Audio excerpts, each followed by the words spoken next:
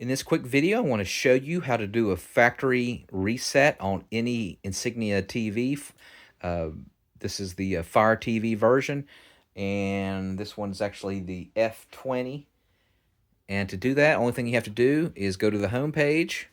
So I'm at the home, and then I'm going to go all the way to the gear shift here, which is right here, the gear shift in settings.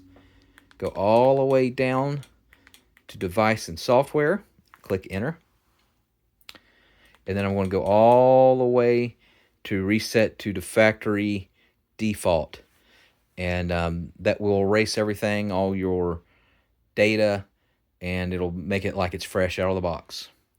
All right, thanks so much for watching, and make sure you subscribe.